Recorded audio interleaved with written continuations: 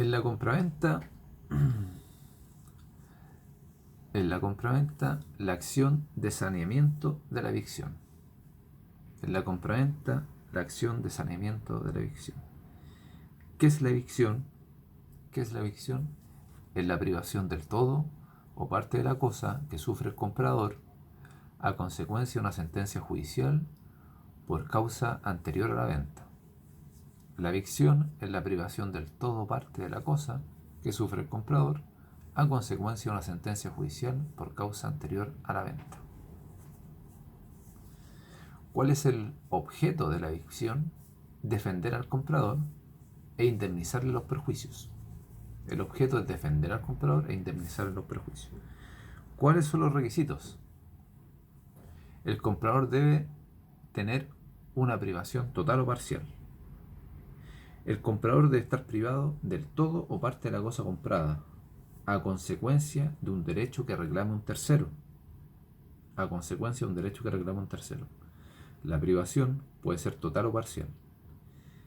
Es total esta privación en el caso de que el tercero sea dueño de la cosa. Es total en el caso que el tercero sea dueño de la cosa o acreedor hipotecario del bien raíz. Y es parcial esta privación, es parcial cuando el tercero sea comunero de la cosa o cuando se le reconozca tener sobre ella un usufructo o una servidumbre. Tenemos que puede ser total o parcial la privación, ¿no es cierto? Los requisitos de la evicción. Primero, el comprador debe tener una privación total o parcial. Segundo, la necesidad de una sentencia judicial. Segundo, que la evicción se produzca por sentencia judicial, que desposea total o parcialmente al comprador de la cosa o que reconozca la existencia de un derecho en favor de un tercero, como el de hipoteca o de servidumbre. Que la privación se produzca por sentencia judicial, que se desposea totalmente o parcialmente al comprador de la cosa, o que se reconozca la existencia de un derecho a favor de un tercero, como una hipoteca o una servidumbre. Tercer requisito de la evicción, que la evicción debe tener una causa anterior a la venta. La evicción debe tener una causa anterior a la venta. Que esta privación que sufre el comprador tenga causa anterior a la venta. Se comprende esta exigencia porque de otra manera el despojo o la privación que sufre el comprador no puede ser imputable por culpa o hecho al vendedor. Por eso tiene que ser anterior, porque si es posterior, ya el vendedor no tiene ninguna obligación de responder. Ahora, ¿cuáles son los deberes del vendedor? ¿Cuáles son los deberes del vendedor? Tiene dos obligaciones, una obligación de hacer y la otra obligación es de dar. Primero, para que la evicción se produzca es necesario que exista un litigio al que ponga término una sentencia, sin perjuicio de lo indicado respecto al artículo 1856. Cabe determinar entonces en qué momento se hace exigible la obligación de sanear la evicción. Entonces, debe haber un litigio y hay que preguntarse ¿cuándo se hace exigible la obligación de sanear la evicción? La obligación de sanear, que pesa sobre el vendedor, no solo le impone el deber de indemnizar al comprador cuando ha sido despojado de la cosa comprada, sino también el de ampararlo para evitar que el despojo se produzca. Así, la obligación de sanear la evicción comprende para el vendedor dos fases, o puede descomponerse en dos obligaciones que recaen sobre objetos distintos y que deben cumplirse en oportunidades diversas. A estas dos etapas de la obligación de sanear la evicción alude el artículo 1840. Primero, debe prestar amparo al comprador para que obtenga un resultado favorable en el juicio, porque la evicción se produce uno de los requisitos que haya una sentencia judicial. Entonces, lo primero, debe prestar amparo para que obtenga un resultado favorable en el juicio. Y si a pesar de ello el vendedor pierde el juicio, debe indemnizarle todo el daño que sufre el comprador a consecuencia del fallo. O sea, ¿qué significa que pierde el juicio? Que si, por ejemplo, compró una cosa que realmente no era de él, vendió una cosa que realmente no era de él, una cosa ajena, y el verdadero dueño ejerce la acción reivindicatoria, y pierde el juicio, ahí debe pagar los perjuicios. Pero en cambio, si una persona, un tercero, señala que la cosa es de él, pero el vendedor logra probar que la cosa realmente era del vendedor y no este tercero extraño, ahí gana el juicio. Entonces ahí lo protege de la evicción. Gana y asegura goce pacífico y tranquilo para el comprador. Ahora, dentro de estos deberes del vendedor, tenemos la obligación de hacer y una obligación de dar. La obligación de hacer, significa que debe prestar amparo al comprador para que tenga un resultado favorable en el juicio. O sea, debe él, dentro del término que le señala la ley, comparecer al juicio y obtener un resultado favorable. Pero ¿qué puede ocurrir? Que puede que pierda el juicio, entonces ahí se transforma en una obligación de dar. Perdió el juicio el vendedor, entonces ahora hay una obligación de dar. Si pierde el juicio, debe indemnizar al comprador los perjuicios que ha experimentado por la pérdida de la cosa. Entonces esas son las dos obligaciones, de hacer y de dar. De hacer es defenderlo en el juicio. Ya si no puede, no ganó en el juicio, ahora viene la obligación de dar, indemnizar los perjuicios ocasionados al comprador. La citación a evicción. Citación a evicción. Primero, el concepto. ¿Qué es la citación a evicción? Es el llamamiento en la forma legal que hace el comprador a su vendedor para que comparezca a defenderlo en juicio. El comprador está obligado a citar a evicción al vendedor. Si no lo hace, el vendedor no está obligado al saneamiento. Entonces la citación es el llamamiento en la forma legal que hace el comprador a su vendedor para que comparezca a defenderlo en juicio.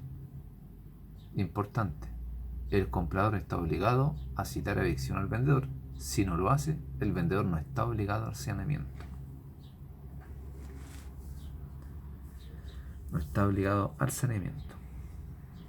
Forma y oportunidad de esta citación a evicción. Primero, debe solicitarle al comprador, acompañando los antecedentes que hagan aceptable su solicitud. Debe solicitarle al comprador, acompañando los antecedentes que hagan aceptable su solicitud. Segundo, la citación debe hacerse antes de la contestación de la demanda. La citación debe hacerse antes de contestar la demanda. Tercero, ordenada la citación, el juicio se suspende por 10 días. Ordenada la citación, el juicio se suspende por 10 días o por el término mayor de acuerdo a la tabla de emplazamiento. Cuarto, vencido el plazo anterior, si el demandado, o sea, el comprador, no ha practicado la citación, el demandante podrá solicitar que se declare caducado el derecho para efectuarla o que se le autorice para efectuarla a costa del demandado.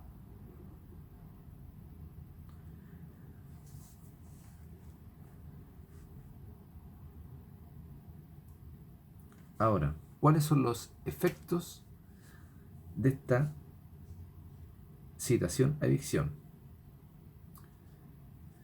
Citado el vendedor, ¿qué puede hacer? Citado el vendedor, ¿qué aptitudes puede asumir? Primero, no comparece a defender al comprador. Esa es la primera aptitud. Segundo, una vez citado el vendedor, puede comparecer. Y tercero, la ley da una opción al comprador. Entonces, lo primero, si no comparece, ¿qué consecuencia acarrea? El vendedor será responsable, en principio, de la evicción. Pero como nadie responde por culpas ajenas, puede suceder que el juicio se haya perdido por culpa del comprador, que dejó de oponer una defensa suya, alguna excepción que solo podía deducir él. En ese caso, el vendedor no será responsable, aunque no haya comparecido a defender al comprador. Como por ejemplo, puede invocar este comprador la prescripción adquisitiva. y él no lo hizo. O sea, si no comparece, en primera instancia es responsable. Pero ¿cuál es la excepción? Salvo que el juicio se haya perdido por culpa del comprador por no haber opuesto una excepción que a él le correspondía. Como por ejemplo, la excepción de prescripción adquisitiva. O sea, ¿qué quiere decir esto? Que a lo mejor el comprador poseía una cosa mueble por más de 2 años o un inmueble por más de 5 años, ¿ya? Concurriendo todos los requisitos de un poseedor regular. Entonces él pudo haber adquirido por prescripción y no lo hizo. Por eso, aunque no comparezca el vendedor, ya no es responsable. El vendedor comparece a defender al comprador. ¿Qué ocurre acá? El vendedor comparece. Se seguirá un litigio en su contra, sin perjuicio que el comprador pueda seguir actuando en el proceso como parte coadyuvante en defensa de sus intereses. Cabe señalar que el comprador no solo podrá, sino que deberá intervenir en el juicio si cuenta con excepciones que solo él puede oponer, lo que se dijo anteriormente, puesto que si no lo hace el vendedor queda exento de responsabilidad. Al comparecer el vendedor puede asumir 2 actitudes. ¿Qué puede pasar cuando comparece? Primero, puede allanarse o no al saneamiento de la evicción. Primero, el vendedor puede estudiar la demanda y reconoce que el tercero tiene la razón y que es inútil seguir con el juicio porque no reportará sino gastos. Entonces se allanará la demanda.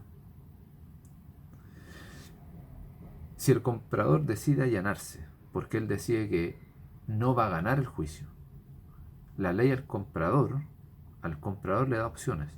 A su vez, el comprador puede adoptar también 2 actitudes. Primero, concordar con el vendedor y dar por terminado el juicio. O sea, él dice el vendedor me allano y el comprador dice está bien, terminemos el juicio. Termina el juicio. Y este comprador restituye la cosa al tercero. Y, como consecuencia, el vendedor debe indemnizar al comprador los perjuicios ocasionados.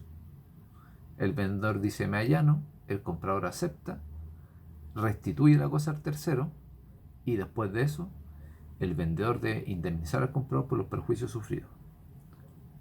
¿Cuál es la otra actitud que puede tener el comprador cuando el vendedor decide allanarse? Puede no conformarse con la actitud del vendedor y el comprador puede optar por seguir el juicio por su propia cuenta. El comprador no se conforma y sigue el juicio por su propia cuenta. En este último caso, si la evicción se produce en definitiva, o sea, si el comprador, como siguió el juicio él solo, pierde, el vendedor está obligado a indemnizar al comprador. Pero, como no es justo hacerle responder por los gastos del juicio que quiso evitar, ni hacerle pagar frutos devengados durante el juicio que el comprador se vio obligado a restituir, se exime el vendedor de responder de tales conceptos. O sea, indemniza por los perjuicios que ocasionó, pero no los gastos del juicio. Esa es la diferencia entre uno y otro. Ahora, una vez dictada la sentencia, esta puede resolverse en favor del comprador o en favor del tercero, que demanda el acoso. Primer caso, si la defensa del vendedor o del comprador ha sido eficaz y la demanda ha sido rechazada, no hay evicción. O sea, ganaron el juicio, perdió el tercero. En el segundo caso, esto es, cuando el comprador es evicto o derrotado, cuando el juicio se resuelve en favor de este tercero demandante, el comprador es despojado de toda o parte de la cosa vendida, habiendo sido ineficaz la defensa del comprador o del vendedor. Entonces la primitiva obligación del vendedor es de hacer, se transforma ahora en una de dar, lo que hablábamos anteriormente. Lo defendió en el juicio, pero fracasó y ahora se transforma en de dar porque debe indemnizar los perjuicios ocasionados por la pérdida de la cosa. Los perjuicios del vendedor debe abonar serán distintos, sin embargo, según la evicción, ya sea total de la cosa o sea parcial.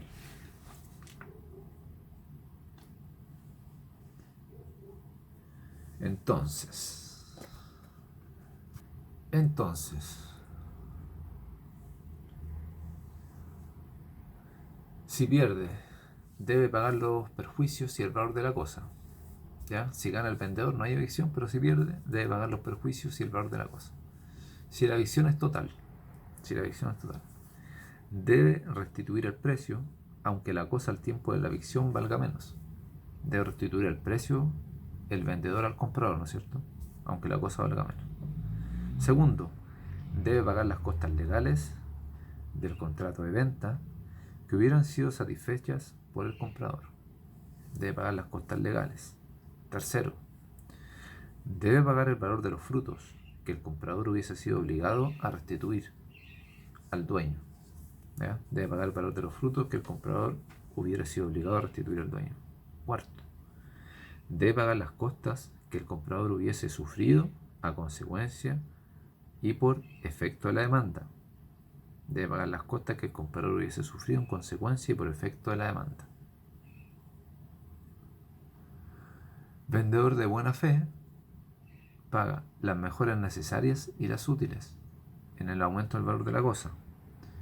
Y el vendedor de mala fe, en el valor del aumento de la cosa, paga las necesarias, las útiles y las voluptuarias. Entonces, en el aumento de la cosa, el vendedor de buena fe paga las mejoras necesarias y las útiles, y el vendedor de mala fe las necesarias, las útiles y las voluptuarias. Las necesarias son las indispensables para que la cosa se mantenga o subsista. Las necesarias son las que aumentan el valor venal de la cosa. Y las voluptuarias son los lujos de la cosa. En una casa, por ejemplo, una piscina. Las necesarias son la para la subsistencia, las útiles, el valor venal aumentan de la cosa, y las voluptuarias son los lujos, como por ejemplo una piscina. Por eso la ley castiga al vendedor de mala fe y lo hace pagar por el aumento de la cosa, si sean necesarias, útiles y voluptuarias. Indemnizaciones en el caso de que la evicción sea parcial. ¿Cuáles son estas indemnizaciones? La situación es diferente según sea la magnitud de la evicción.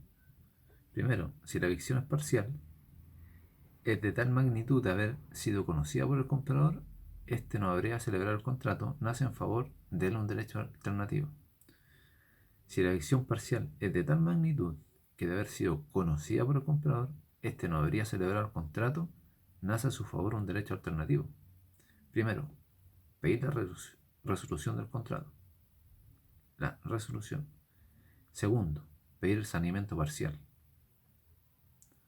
Si opta por la primera alternativa, o sea, resolución del contrato, recaerá en el comprador la carga de probar que la parte evicta era esencial para contratar.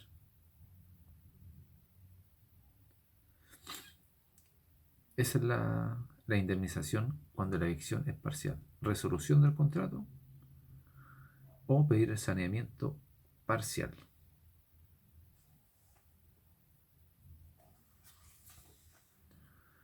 La extinción de la evicción. ¿Por qué puede ocurrir? Por renuncia. Se puede extinguir la evicción por ventas forzadas o por prescripción. La extinción por renuncia. La extinción de la evicción por renuncia. La obligación de sanear la evicción no es de la esencia del contrato de compraventa, sino de su naturaleza. La obligación de sanear es de la naturaleza del contrato de compraventa. Entonces, por esto, las partes pueden convenir que se modifiquen sus efectos, incluso excluirla por completo. Por regla general, la renuncia al saneamiento, esto es la estipulación acerca de que la evicción se produce, el vendedor no estará obligado a sanearla. No exime al vendedor de la obligación de restituir el precio. O sea, no tiene obligación de sanear la evicción, pero no exime al vendedor de la obligación de restituir el precio. Únicamente libera al vendedor de la obligación de abonar todos los demás perjuicios que se indican en el artículo 1847. No puede ser de otra manera, porque si el comprador fuera despojado de la cosa y no pudiese exigir al menos que se le restituya el precio de esta cosa, el precio que pagó por ella, habría para el vendedor un enriquecimiento sin causa. Habría enriquecimiento sin causa. Entonces, ¿puede haber una extinción por la renuncia? Sí, pero solo exime al vendedor, no está obligado,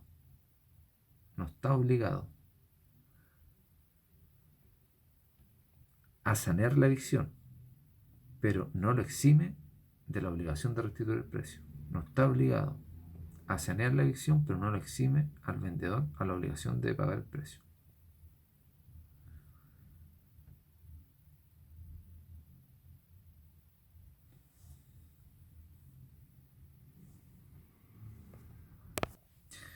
Ahora, hay dos casos excepcionales que señala la ley, donde el vendedor queda exonerado de su obligación de restituir el precio. El vendedor queda exonerado de su obligación de restituir el precio. ¿Cuándo? Si el que compró lo hizo a sabiendas que era cosa ajena, o sea, si el comprador en este caso sabía que la cosa no era del vendedor, y si el comprador expresamente tomó sobre sí el peligro de la evicción, especificándolo. Ahora, la extinción por prescripción de la acción de saneamiento. Al respecto hay que distinguir entre el derecho que el comprador tiene para citar a evicción, cuando es perturbada la posesión tranquila y pacífica de la cosa, y el derecho para exigir al vendedor, una vez producida la evicción, que indemnice con arreglo al artículo 1847. Primero, la extinción por prescripción de la acción. El derecho de citar a evicción no prescribe. El derecho de citar a evicción no prescribe. No prescribe.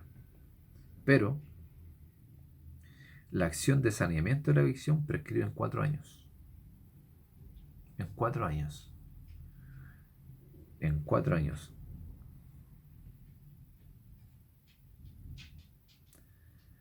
En 4 años.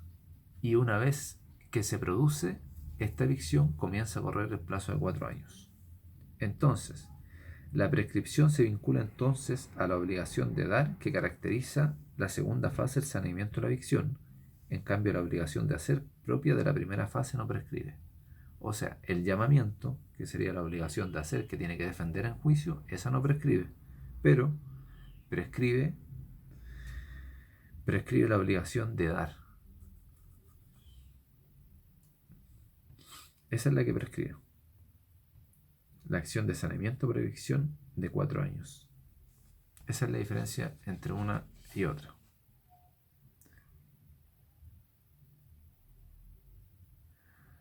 El otro caso, donde hay una extinción de la evicción, serían las ventas forzadas, puesto que la indemnización se limita solamente a la devolución del precio. Caso de las ventas forzadas.